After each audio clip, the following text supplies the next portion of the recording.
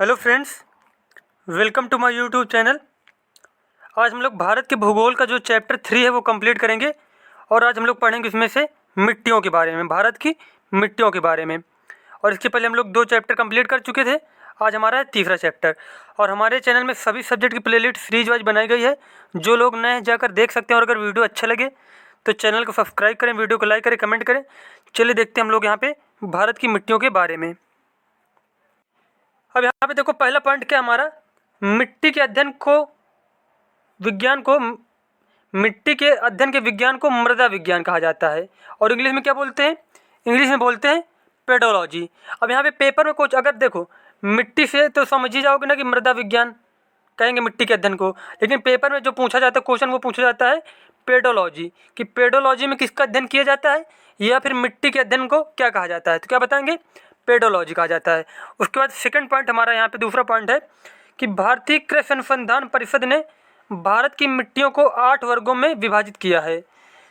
भारतीय कृषि अनुसंधान ने कितने भागों में डिवाइड किया भारत की मिट्टियों को?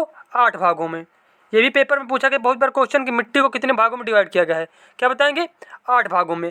अब एक पॉइंट ये नोट कर लीजिए यहाँ पे कि जो ये भारतीय कृषि अनुसंधान परिषद है, इसका हेडक्वार्टर कहाँ पे, मुख्यालय कहाँ पे इसका? तो इसका मुख्यालय कहाँ पे?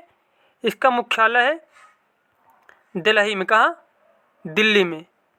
ये नोट कर लीजिए कि इसका मुख्यालय कहाँ पे है? इसका मुख्यालय है दिल्ली में। ये भी बहुत बार पूछा गया कि भारतीय कृषि अनुसंधान का मुख्यालय कहाँ पे, तो क्या बताएंगे हम लोग कि भारतीय कृषि अनुसंधान का मुख्यालय दिल्ली में है। उसका नेक्स्ट पॉइंट हमारा है यहाँ पे, देखो अब यहाँ पे जो 8 भागों में जो डिवाइड किया है मिट्टी को, लेकिन उसमें जो मेन है वो हम लोग केवल वही पढ़ेंगे, ठीक है, जो पेपर में पूछी जाती हैं। अब यहाँ पे पहला पॉइंट हमारा यहाँ पे है जलोढ़ मिट्टी। किसके बारे में पढ़ेंगे हम लोग? जलोढ़ मिट्टी के बारे में। अब देखो यहाँ पे पहला पॉइंट इसमें क्या है जलोढ़ मिट्टी में, कि ये नदियों द्वारा लाई गई मिट्टी है। अब ये पूछा जाता है पेपर में कि जो नदियों के द्वारा बहा के लाई गई मिट्टी होती है उसे कौन सी मिट्टी कहा जाता है? तो क्या बताएंगे हम लोग? उसे जलोढ़ मिट्टी कहा जाता है। और इस मिट्टी में पोटास की बहुलता होती है। किसकी बहुत अधिकता होती है? पोटास की। उसके बाद नेक्स्ट पॉइंट क्या है? यह भारत की सबसे उपजाऊ मृदा है। अब पेपर में क्वेश्चन आता है कि सबसे उपजाऊ मृदा कौन सी है? क्या बताएंगे? जलोढ़ मिट्टी सबसे ज़्यादा उपजाऊ मिट्टी होती है। और कहाँ पे पाई जाती है? भारत का संपूर्ण उत्तरी मैदान, तटीय मैदान जलोढ़ मिट्टी का बना है। तटीय मैदान मतलब जो नदियों के किनारे भाग होते हैं, और उत्तरी मैदान में जैसे कि उत्तर प्रदेश हो गया, जो उत्तर वाले एरिया हो गए, उनमें से क्या है?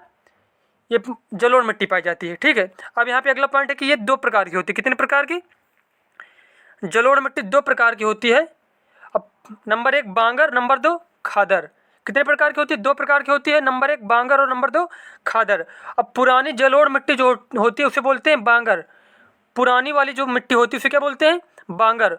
और नई जलोढ़ मिट्टी को क्या बोलते हैं? खादर बोलते हैं। ये भी क्वेश्चन बहुत बार पूछा गया कि पुरानी जलोढ़ मिट्टी को क्या कहा जाता है? तो पुरानी जलोढ़ मिट्टी को कहा जाता है बांगर और नई जलोढ़ मिट्टी को कहा जाता है खादर। और उसके बाद यहाँ पे किसमें से कौन कौन सी फसलें उगाई जाती हैं? अब इसमें धान, गेहूँ, मक्का, तिलहन, दलहन, आलू आदि उगाई जाती है। मुख्य फसलें कौन सी हैं? धान, गेहूँ, मक्का, तिलहन, दलहन, आलू आदि उगाई जाती है। और ये हमारे जो जलोढ़ मिट्टी से सारे क्वेश्चन थे वो कंप्लीट हो चुके हैं। अब देखते हैं हम लोग नेक्स्ट हमारा है काली मिट्टी के बारे में। किसके बारे में?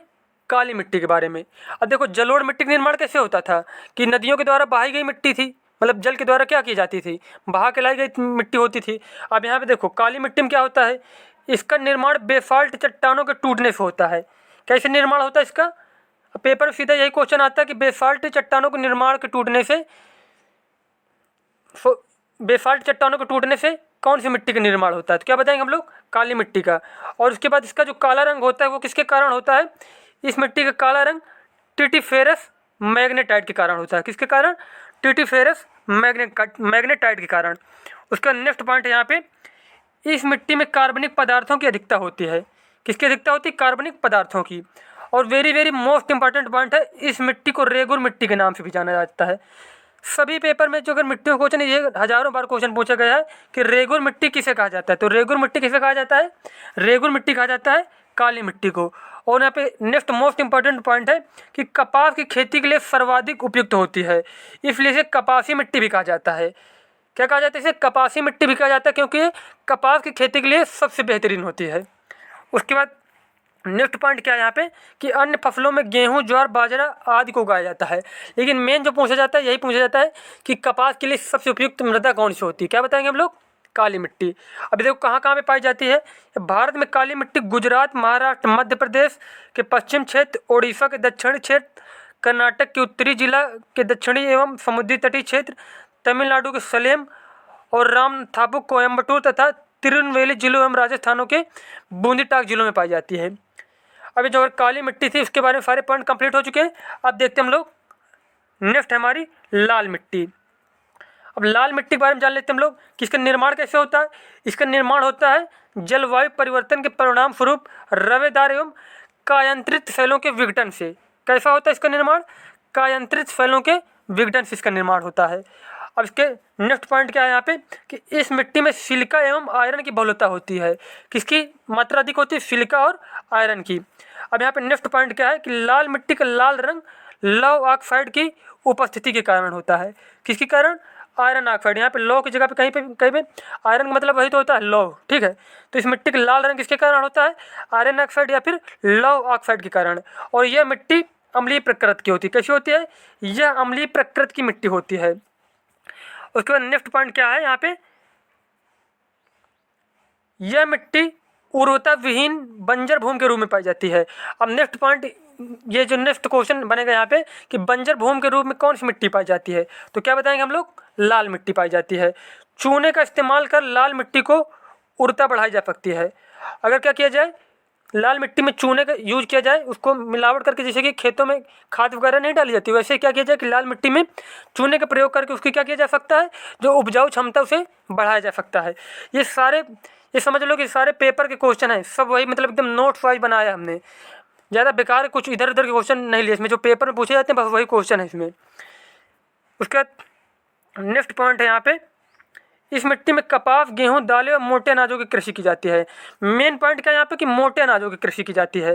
वैसे तो सभी मिट्टी में थोड़ी ना थोड़ी तो कोई ना कोई कृषि हो जाएगी ना, लेकिन मेन पॉइंट क्या है इसमें कि मोटे अनाजों की कृषि होती है। और कपास की खेती सबसे ज़्यादा किस में होती है? वो काली मिट्टी में होती है। और लाल मिट्टी में होता है मोटे अनाजों की कृषि। और कहाँ कहाँ पर पाई जाती है?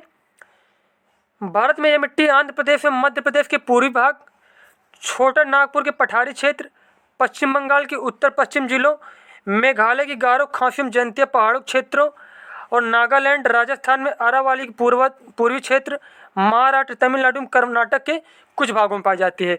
अब लेकिन मेन उसमें पेपर में क्या पूछा जाता है, जो कि लाल मिट्टी जैसे कि छोटा नागपुर के पठारी क्षेत्र, उसके बाद मेघालय की गारो खासी जयंतिया पहाड़ी क्षेत्रों में, उसके बाद आंध्र प्रदेश और मध्य प्रदेश के पूर्वी भागों में। ऐसे पेपर आ जाएगा कि जो लाल मिट्टी कहाँ कहाँ पे पाई जाती है। उसमें ऑप्शन है कि छोटा नागपुर के पठारी क्षेत्र, और मतलब कई ऑप्शन है तो कहाँ कहाँ पे पाई जाती है? छोटा नागपुर के पठारी क्षेत्र और मेघालय की गारो। ये बहुत बार पूछा जाता है कि मेघालय की गारो खासी जयंतिया पहाड़ियों में कौन सी मिट्टी पाई जाती है, या फिर छोटा नागपुर पठार के क्षेत्र में कौन सी मिट्टी पाई जाती है। ये दो मोस्ट इंपॉर्टेंट पॉइंट है। तो इसमें कौन सी मिट्टी पाई जाती है? वो पाई जाती है लाल मिट्टी। अब उसके बाद नेक्स्ट मिट्टी हमारी है लेटेराइट मिट्टी। कौन सी मिट्टी? लेटेराइट मिट्टी।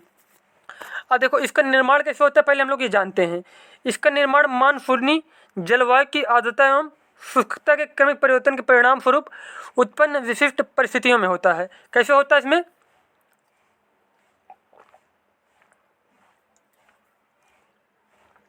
जलवायु की आर्द्रता एवं शुष्कता के क्रमिक परिवर्तन के परिणाम स्वरूप उत्पन्न विशिष्ट परिस्थितियों में। उसके बाद नेक्स्ट पॉइंट है यहाँ पे, इसमें आयरन एवं सिलिका की बहुलता होती है। किसमें? किसकी अधिकता होती है? आयरन और सिलिका की। उसके बाद नेक्स्ट पॉइंट है यहाँ पे, फैलों के टूट फूट से निर्मित होने वाली इस मिट्टी को गहरी लाल लेटेराइट, सफ़ेद लेटेराइट तथा भूमिगत जलवायु लेटेराइट के रूप में वर्गीकृत किया गया है।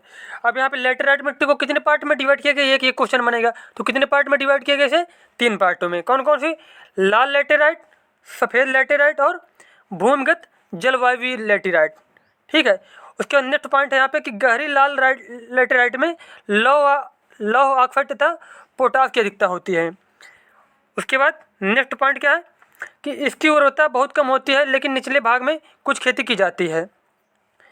अब वेरी मोस्ट इंपॉर्टेंट पॉइंट है कि सफ़ेद लेटेराइट की उर्वरता सबसे कम होती है। सबसे कम उत्पादक क्षमता किसकी कम होती है? उर्वरता वो होती है सफ़ेद लैटेराइट की। सफ़ेद लैटेराइट में बहुत ही कम मात्रा में फसलें उगाई जाती हैं। अब नेक्स्ट पॉइंट क्या है, वेरी इंपॉर्टेंट पॉइंट है कि केओलिन के कारण, किसके कारण, केओलिन के कारण इसका रंग सफ़ेद होता है। सफ़ेद मिट्टी जो होती है, लैटेराइट जो सफ़ेद मिट्टी होती है, उसका रंग केओलिन के कारण क्या होता है, सफ़ेद होता है। उसके बाद नेक्स्ट पॉइंट क्या है यहाँ पे, भूमिगत जलवायु लैटेराइट काफ़ी उपजाऊ होती है क्योंकि वर्षा काल में लौह ऑक्साइड जल के साथ घुलकर नीचे चले जाते हैं। अब लैटेराइट मिट्टी में कौन सबसे ज़्यादा उपजाऊ होती है, वो होती है भूमिगत जलवायु लैटेराइट।